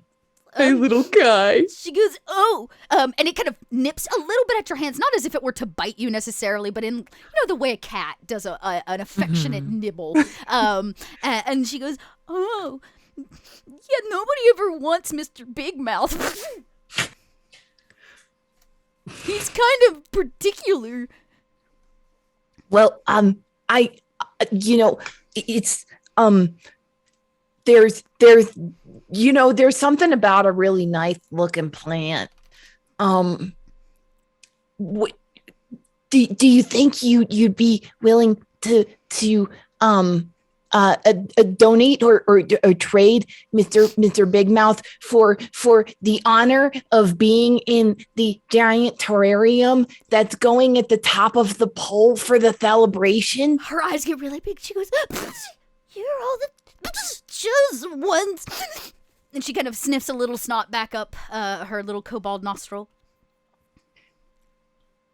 Yeah. She kind of smiles, and she takes this hat off, which is very fitted to her head, the way one might carry a large basket. And she pulls it off, and she scratches him under his chin, and she says, "Mr. Big Mouth, your day has come." And he kind of like shakes off some of her of the snot that kind of spritzes him. And she goes, "Today you're gonna be famous." And he, like, you see the like two leaves are like as they shake with excitement. Jazz hands. Yeah, jazz hands. She goes, "This is just one moment," and she kind of goes into her pockets and she pulls out from her side pouch a jar. Wooden jar kind of thing. And she's just careful. And she kind of reaches in, and for the first time you see her use a little bit of magic, a druid craft, in fact, to help his roots kind of release without hurting him from this planter that she carries on her head. And she kind of scoops him out with a mound of dirt at the bottom, and he's kind of like shaking a little bit with excitement and fear because he's being repotted. And she slots him in. And she scoops some more dirt in, and she sprinkles a little create water on him. She goes, "Please take care of him. He's my favorite. I will guard him with my life." She goes, they call me Spore. And she sneezes. Oh, here. I pull out a very large, in comparison to us, lamb's ear, and I say, Here, this might help with your nosy. It's so beautiful. And she kind of takes it, and she sneezes again. She says, thank you so much. She goes, wait, I got something even. He can't leave without his favorite toy. and she reaches into her pocket and she pulls out two very small. It's actually one doll. It's like a handcrafted from felt fabric, but it's two figures. The way it might be on the top of a wedding cake. I don't know if Rock or our dear Beam notice it, but Frisk, you would know what these dolls are. It's well chewed. You can tell it like shakes it and has like nibbled on it. It was once a doll set of the Strauss family. And so it's his favorite thing to like chew and gnaw on. And she tucks it in the top of the dirt with him and she says, be good. And kind of pets him and then around the corner you hear somebody go, Spore! Where are you? And Spore goes, I have to go sell more flowers now. Thank you. And she kind of pats your hand in her tiny little kobold hand. And she says, I'll see you at the celebration. Yeah, thank you for your help. And she kind of jumps and runs off, and you can see she fits the planter back on her head. She pings Druidcraft, so like just more flowers and things fill in the empty space. And she kind of runs off and around the corner, and you all have in your hand this planter of this beautiful Venus flytrap. Rock is so excited. He's like cooing to it and petting it and like, Okay, so we got a plant. This is perfect. This is absolutely perfect. That's a plant. Okay. Yeah. I'd never seen a plant like that, but okay. Yeah, If you say it's a plant, it's a plant. That's why it's special. Yeah, it is special. It's a very special plant. Not even native to the Margrave. I don't even know. Wait, would he have known it in his little travels around? Maybe. You could make a survival check instead of a nature check. That's the choice I had to choose between survival or something else, and I chose something else. But okay, That's okay. it's fine. I got survival a 6. or nature. I got a 6. 6. You have never seen a unique plant like this. Not one with quite as much sentience, we'll say. Oh It's like arr, arr, as it's like biting the head of the Strauss family and like shaking it around a little bit. Arr, arr. I like him. Yeah, he's very much a kobold-friendly plant, and he kind of nudges Rock a little bit. And I turn to tell them, I'm like, well, in all my travels, I've never seen a plant like that. So that must mean it's quite a unique one, which means it's the most fitting for our little shindig today. Yeah. Also, you're a pirate. Yes, I am. I'm a pirate. Yes, I don't Are there understand. plants out at sea? Well, you have seaweed, and well, that's it. You have seaweed. Okay, so the only other thing that grows is the mollusks and the barnacles out there. And he kind of once again opens up the shirt. And shows buddy, all the you gotta stop flashing us. Like, really? Yeah, you know, I'm barnacles are waiting, really gross. These are those like They're mollusk animals. ones. Yeah, you know, they're sea plankton technically that attach themselves to all kinds of surfaces, and you know, I like, know. one of them opens up a little bit, and you see the shrimp that But grows this on the one's- I got inside. this Like, one. I figured instead of your boring old tattoos, I get barnacles. yeah, There you go. you've groomed your barnacles to. Oh my God. Yeah, but you They're know, different colors, and You they like actually eat kind food of. and feed your freaking parasites while you're at it. I mean, and I imagine you're showing your barnacles off as you make your way to the docks. Yeah, this one I got in a fight. One day I got thrown overboard, and then I got stranded on an island, and then this one kind of attached me, and that's where it kind of started. It was over here. I didn't really have anything to get rid of it. It kind of just grew, and then there was a colony, and then they all kind of became my friends. And you know, each one is a story that I can tell. You know, don't you know? Everybody has their thing. Okay, I don't need your judgment. And as he says, I don't need your judgment, his voice kind of rings out because the docks are relatively empty. You hear the boats kind of sitting in the water. They crash a little bit against the, just board on board. And there are 2 guards here, but they are heavily inebriated, and one of them is like... Excuse me, Frisk. We're And I get really, really quiet and really close to Frisk. I say, were you going to attempt to not be seen? I can't, but I need to know where I'm going. Beep. Suggestions? If you look up and down the docks, there is one vessel that is larger than all the other vessels. It's called the Crimson Tide. It's painted on I the want to side. go there. Beam, you know that the pirate queen of the Crimson Tide is no lady to be trifled with, but she does have the most cannons, which means she'll have the most gunpowder. Well, was not expecting that boat out here. Oh boy, this is going to be a tough one. The queen over there, she can be quite the testy one. Would you rather go to a smaller one? Where Well, there's no angry guarantee the smaller ones would have enough gunpowder.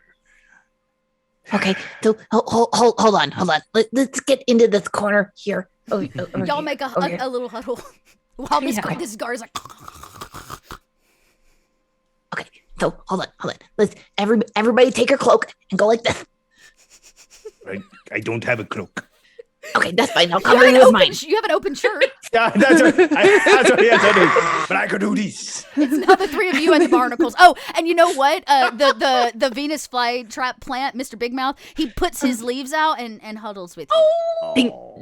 Thanks, Mr. Big Mouth. Okay, and then Rock starts chanting in Druidic, and it sounds like rustling through leaves when he does it. It's a sound that doesn't actually, you wouldn't expect coming from this creature, but somehow he sounds like the wind through the trees, and the shadows that all of us are creating get a little bit more powerful, and I'm going to cast Pass Without a Trace on us.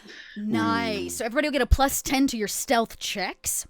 So these shadows kind of come in, and slowly you're able to put your cloaks down, and you feel like you may be one with the dark shadows that kind of geometrically break up the light in this dark docks area. And you can see the sun is on its way down. You have maybe an hour and some change. Y'all have spent a lot of the afternoon walking about, drinking, conversing. And the guards with that 10 are not going to wake. At least the 2 that are guarding the whole dock, they're done. As I think what I'm going to do is ask each of you what you do to support this heist. Like, what are you going to do to get, because you know that there will be gunpowder barrels, both small and large, in the lower decks. Just as a pirate, that's like well-known knowledge. You're going to keep it below deck. So you would need to get on the ship, go down, get your barrel, and leave. So what do each of you do to support this little caper? I was thinking I could be the distraction. I love someone that. Because specifically, and I know this could not be probably used in the same context. It's more of a, but I have something called Roar of Defiance, where I announce my presence by unleashing a thunderous roar as part of my bonus action. I can take, well, if I enter into rage, but in terms of more of I was hoping that I could, instead of raging, I could use this as kind of just a big old, hey, look at me. Okay, I love that. You're going to be the distraction. What about our other 2 kobolds? Well, I don't know if Rock had other plans, but Frisk for sure is going to be creeping in and, unlocking, doing the actual thievery. But Frisk is very weak. And so would probably ask Rock to accompany them to help carry out a barrel of gunpowder. Because that's a better idea. Oh. Okay, so if we can hide in the shadows up here, then I've got this magic rope that I can make and anchor you, and it can carry up to 600 pounds. Oh. You're gonna Mission Impossible this? I was gonna say, are you gonna drop me? Are you gonna drop me? And I'm gonna almost hit the floor, but not. Oh, we're gonna love this so much. I can do that. Yeah. Oh my gosh, I love this so much. Okay. So So hoping I get to use this spell too. yeah, this is, and it's a spell. So unless whatever the spell says your check is, that's you. So I'm gonna get the stealth check from Frisk. Make sure you add the +10 to it. Rock, tell me a little bit about the spell. Just quick read it to me so I know all the deets. This is called Anchoring Rope. It lasts for 5 minutes. You create a spectral lanyard. One end is tied around your waist. The other end is magically anchored in the air at a point when you see within range. You can choose to make the rope from 50 to 30 feet long, and it can support up to 800 pounds. Frisk doesn't know weight. Sure. Not Frisk. I can't imagine Frisk is very heavy, but yeah, sure. Yeah. The point where the end of the rope is anchored in midair can't be moved after the spell is cast. If it's cast as a reaction, that's fine. And you can dismiss it as a bonus action. I love this. Okay. Essentially, I'm going to cast this around the two of us, if I can. Yeah, sure. In this case, the point is Frisk belt or whatever, and when Frisk moves, it'll go with him, but you're not moving the rope necessarily for the spell purposes. Yeah. So that we can, wherever I'm at, we can pull Frisk back. Okay, with so the task. Let's get. I would like a performance check for this outrageous booming sound that Beam is going to make. Frisk, you're going to make a stealth check with your 10. And Rock, I'm going to let you, because of this rope, make your strength check to pull Frisk back up with advantage. So it will still be an athletics check. So let's see how we do. So athletics or strength? I'm going to give you athletics if you have something to benefit. If not, it'll just be a flat strength anyway. You know what? It doesn't even matter. It's the same. Yeah, great. Perfect. So you roll whatever you like. So a 21 plus the 10 is plus 10. 31. Yeah, 31. This is definitely like a on the boat, do sneak, do. And you get to the edge and you can feel this magical rope bind itself around like a belt or whatever is like desperately attached to you. It kind of 14. Hey, that's good. I don't think, Frisk, you're an average size kobold, right? Yeah, Frisk is tiny. Yeah, tiny. So yeah, no problem. And you know what? Mr. Big Mouth also wraps his little leaves around it and is gonna help you, like, try to, I don't know how much help it'll be, but Frisk, Mr. Big Mouth is there to help out Frisk. Y'all are on the boat. The cable is like lowering down. Frisk is like, and as you get below, you see that all the kobold pirates on this vessel are sleeping in hammocks.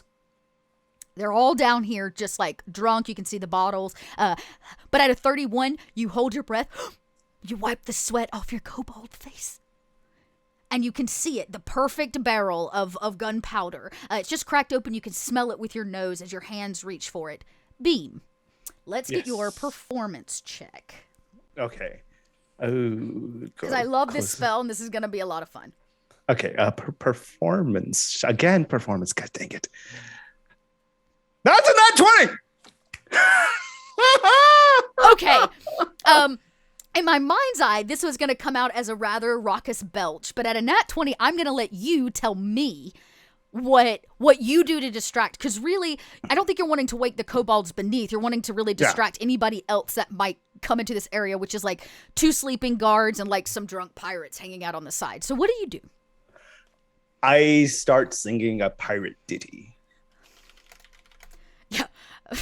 There once was a, and then I don't know. I imagine it's like what would you do with a drunken kobold? What would you do? What do you do with a drunken kobold? And you start singing, and the 2 guards like, oh, and they know this ditty. They love this ditty, and they start. What would you do with a drunken kobold? What would you do with a drunken? And they are so into this. The pirates are kind of gathered around you. They're screaming. We see you have this barrel in your hand. Rock, you're pulling Frisk up, right? It's a perfect, maybe there's like a tad of weight now that the barrel's on there. You and Mr. Big Mouth get on board. You guys hop off and you sneak around the corner as you can hear this rocket pirate, like complete ruckus of these pirates singing, what would you do with the drunken kobold? And out of the corner of your eye beam, you see that maybe Mr. Big Mouth gives you the cue, which is like a little, leafy wave to let you know that in fact they're safe and they've got the gunpowder. Okay, and then that is me, TT, for the day. Thank you for joining me. Oh, you're a wonderful crew. If you enjoyed my performance, and he drops a pirate hat on the ground, consider leaving a little tip. They leave you a bottle of opened rum that's like half full. Hey, Some kind of crispy silver pieces.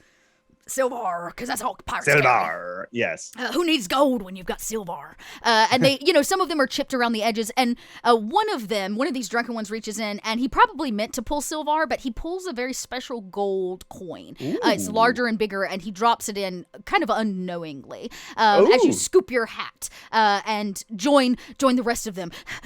And imagine you can see the sun starting to set as you all run back down to the glassblower's shop, and he is pulling and breaking off the end of this massive orb.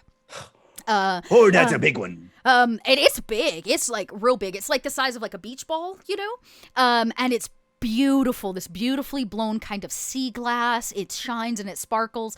And he turns around and he goes, "Please tell me you've got a dance waiting for me." Yes.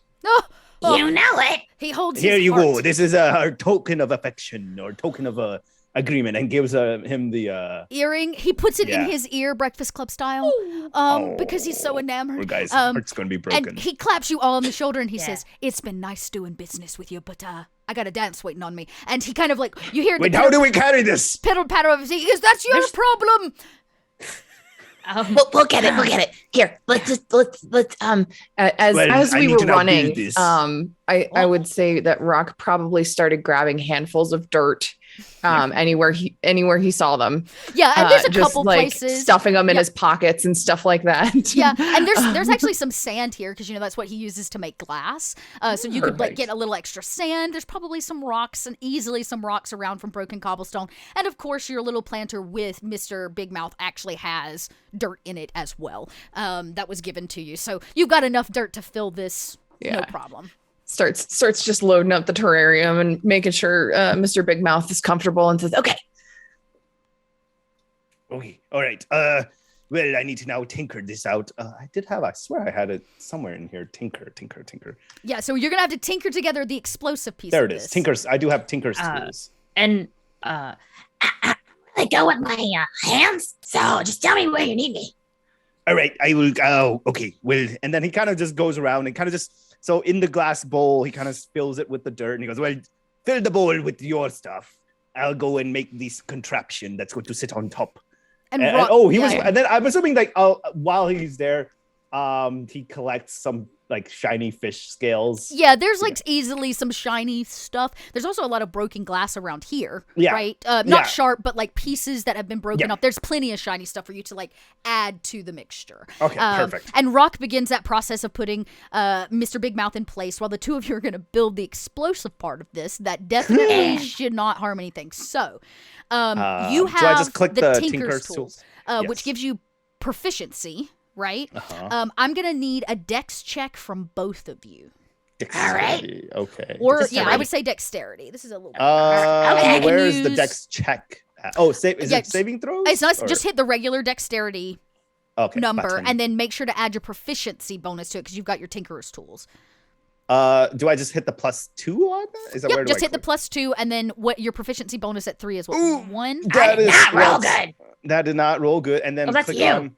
Oh. How do I add the proficiency? Your proficiency should be your level 3, so it's 1. So that's an 8. I rolled a 22 on my dex. Perfect. Okay. So it's not that you don't know what you're doing, but you're actually having to basically make fireworks, right? So you're Yeah. like rolling them in paper and you're tucking them in.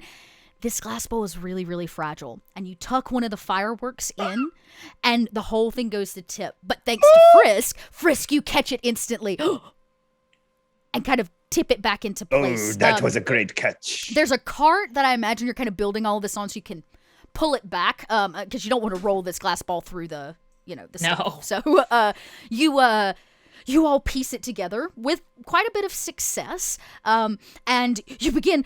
The sun is going down. You can tell it's getting darker, and the crowd of people are beginning to gather in the court square. Time is running out as you all try to hustle back. With Frisk 22 dexterity, you keep the cart stable so it doesn't like rattle and rumble and accidentally set fireworks off and explode Mr. Big Mouth. And yeah, and I think Frisk also like grabs a kazoo off of someone as they're running and like kazoos it as like a horn to like make people make way. Yeah, there's a like, and people are like, oh, it's the way. And people are like partying as this cart's like down the cobblestone streets trying to get there in time. And just as the sun crests the horizon and the double moons of Midgard take to a purple sky, the stage is raised. All the kings and queens sit there. And y'all roll in this big orb is really what it is. This orbish type terrarium. The pole has been lowered, so all of you can kind of fixate it onto the spot, as one does. And you see the same little bardic kobold. You can tell his pockets are now full with gold from playing his gold kazoo all day. But he comes over to all of you, and he looks at it. Right, Mr. Big Mouth's on the inside. His eyes kind of furrow, like, what is this? But that's not his judgment call. And he simply says, ready? Well, as ready as we could ever be. Wait, hold up. Well, and then he kind of, on top of the ball, he puts the contraption, but you can see, like, he added a little flair to it where it kind of looks like cotton was added to it to kind of signify clouds. And at the base of this ball, after you put it on the pedestal, the spare pieces of glass that you said, he kind of had put it together to look like waves. Oh, I love that. Yeah, and it kind of sits around the base, almost the way you might put rocks in a fish tank kind of a thing. And the dirt piles on top, and Mr. Big Mouth is like flashing. And the last thing, of course, was this sunshine. And you can hear the drums like... Well, and the music starting. Rock, do you put the last final touch on it? Yeah, I think okay. Raise it up first, and then I'll do it. This other kobold, he gives the cue, and that button is pressed. I love you, Mr. Big Mouth. And a big, toothy Venus flytrap smile kind of grins across his face, and he's like, spirit leaving the whole way up, as it begins to, you can hear it, those gears turning again. As the pole rises, people are in silence, the drums are banging, people are getting really excited. This is the big moment. And then I cast Starburst just above so that it will light the fireworks on fire. Perfect. And as it reaches its apex, this starburst goes off, raining down kind of lit stardust all over the place, and it catches the edges of the fireworks. And the fireworks, and they kind of spring off. People are like, wow, yeah. Mr. Big Mouth's like, and right at the end, when all of the fireworks we think are done and everything's glowing and you can see the shiny glass, Mr. Big Mouth goes, and he coughs up the Strauss family toy into the terrarium. It like splats against it and runs to the side. And as everything settles and people are just screaming, he bites into the Strauss family and like, and he shakes it, and the head of Mr. Strauss comes off, and it splats against the terrarium wall again. People go nuts. Just kobolds screaming, booze and hats being flown. People are excited, and the music lets out into just a fanfare as people begin to celebrate. And you can see that same albino lich kobold steps up, the death rattle now not heard over the cheers, and he kind of looks to the rest of the kings and queens for approval, and you see one by one each of them nod. And he says, "We are satisfied with the pole offering. Thank you, mighty kobolds, as a reminder of the ending of the Strauss family." And people scream, the Strasses. He's still like eating the head of Mr. Strauss inside of this thing. The starlight beams above, and more importantly, we appreciate the representation of all the many lands of the kobold, air, water, and earth. May this celebration feed your souls until the next jamboree. And people go wild. The pole stays up all night. You all are treated like VIPs the rest of the night. Mr. Big Mouth is totally fine. He stays up there. He's the belle of the ball basically through the evening until preening. He's preening. He vogues a little bit with his leaves. And as the sun begins to rise again the next morning, just when the kobolds think they can't party anymore, the pole is lowered, and all of you can recollect anything you'd like from this, whether it's the ball or whether it's these things. It's too beautiful on its own. Right at the end, Frisk, you feel a gentle tap on your shoulder. She goes, I was promised a dance. Waiting for you all night. And she all but throws herself into your arms as the final song of the evening plays. We see dancing and spinning. Of course, if Rock is interested, you can always take Mr. Big Mouth back with you. And you are all elated to know that you have satisfied not only the kings and queens of the Kobold district of Zobek, but you have a very unique, story-filled offering that was made. It will be very hard for the kobolds next year to top that. And our little adventure comes to an end as Rock, Beam, and Frisk become the life of this Kobold Jamboree.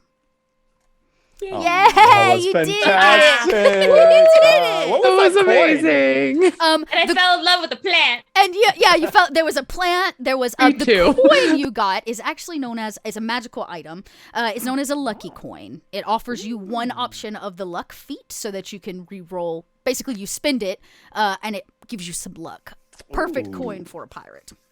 Yay! Okay, I found it. So, as to keep time, I want to say thank you to everybody. Remember, tonight's game was in support of a really important tabletop-driven charity called RollvsEvil that is supporting the Ukraine effort as well as the refugees and families that are being displaced from all of the activity happening right now. So, if you have a moment or a spare coin, it's way better to spend it on this than wine tasting. So, go support if you can, and we'll take this last second to let you all tell everybody what you do when you're not visiting us over here at Kobold. We're going to go backwards this time, and we will start with KP.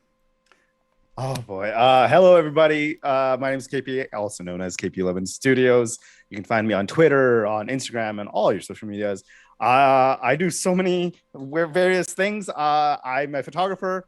I'm a streamer and TTRPG player. I hope get to tell fantastic and be part of fantastic stories like this one that you've seen today with amazing, talented folks that I constantly learn from, and constantly I'm just blown away by, just like these fine folks that we are having this week. As of right now, what I have going, well, I'm going to be traveling to Atlanta next week, but I will also continue my usual shenanigans. I have games on Tuesday, Wednesday, Thursday, and Friday of this coming week. But just follow me on Twitter, catch me, and you'll see everything I do there. It's much easier, much better, and there you go. I spelled studio wrong, y'all, because there you go. Try that. No, I still did it wrong. Dang it. Let's try again. KP11 Studios. KP11 Studios. Yay for just Yay! Reinforced. Yeah. Try that again. Next up, somebody that I can't wait to bring back. I imagine will not be the last time you see them here on this channel, and definitely not on anybody else's. Pooja, tell everybody where they can find you. Hello, everybody. I am Pooja. You can find me over on Twitter at Pooja and at Pajabberwocky at most other places.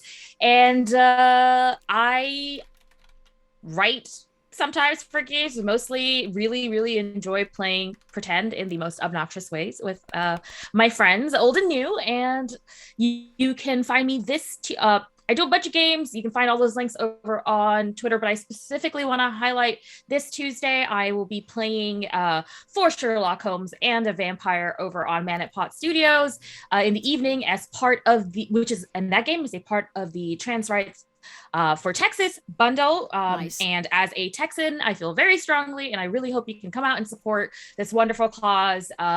It's kind of gearing up towards this last fundraising effort. So please go buy the bundle. There's so many games. Come hang out, watch us all play. Actually, not Sherlock Holmes, because the show I'm on is called Flights of Fandom. We are all playing other popular detectives from media that we all know and love. And so, yeah, it'll be a lot of fun. And more links over on in my Twitter bio. Perfect. I'm happy to be here and so glad to be invited. And you know what? I'm going to just plug, you're going to be a special guest this upcoming Friday as well over on Trooper SJP's channel, where you'll see myself. Yes. You'll see KP as well, as we, take our Friday nights to kill some Nazis. What up? Yay! Pooja's my perpetual TTRPG sister. It's so she's fun. my sister on Wednesday, where I annoy her, and then on Friday she annoys me. That's So it's a great dynamic there. So. And we pass it right along to Eris. Hello, I'm Eris Savad. I make things like gaming accessories. You can find the things that I make at erisavad.com. I also play a lot of games. The best way to keep up with me is on Twitter. You can find me at Stitched by Eris. That's where I have all the links for all the things. Yeah, that was so much fun. I'm so glad you Thanks had for fun. giving me my best friend who is now Oh a my Venus God. flytrap. Do y'all want to know a secret story about Dot? Just in lieu of the Venus flytrap. So Mr. Big Mouth was actually one of my imaginary friends as a child. He was, remember cootie catchers?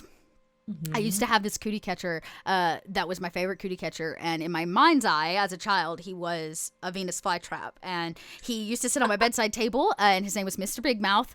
My parents hated it for the short period of time that Mr. Big Mouth was a part of my imaginary friend lifestyle, but I was honored to get to bring him into tonight's game. Oh, Well, I'm sad thank you. Mr. Big Mouth isn't real because I I want know. him. It's just like he's so stinking cute. So thanks for giving me that chance, Eris. It was Well, now my real life Jura dreams, I actually have to go find a Venus flytrap in real life and name it Mr. Big Mouth and hope that it doesn't hurt my cat.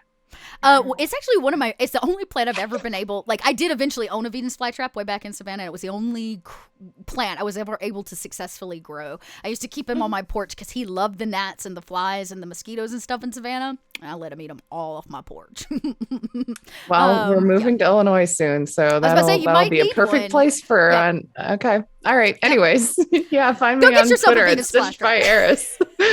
And definitely check out Eris's stuff. All of her tabletop accessories are incredible and amazing, so don't miss that opportunity. And I'm Dot, y'all. I am your resident Kobold Twitch producer. The rest of the time you can find me online where little red dots are found. You can look it up, but I'm excited to say that next up for us is the return of season 2 of oh my gosh, what is the thing that we are doing? We're playing a dark, scary campaign, my brain. Empire of the Ghouls. Second season of Empire of the Ghouls returns on Tuesday night here at 6 p.m. Eastern, 3 p.m. Pacific. And we will be also bringing on some really important guests for Kobold Chats on Wednesday. We just dropped a brand new book called Kobold Press Guide to World Building, which has essays for some of the top people in the industry, including our dear Keith Baker and Veronica Roth, both of which will be on interview this upcoming Wednesday. So don't miss our Kobold Chats where we talk everything Kobold Press. Thank you all so much for joining us. Thank you if you donated to Roll4Evil for such a good cause. I know that Roll4Evil is, I think they're running this Kickstarter or this crowdfunding for the next week or 2 weeks. So if you can't do it now, definitely give it another shot. And a lot of people will be doing these charity streams. So all of our funds get pulled for a very important cause. So don't miss your chance to support. We will see you all next time. Same Kobold time, same Kobold channel. Bye.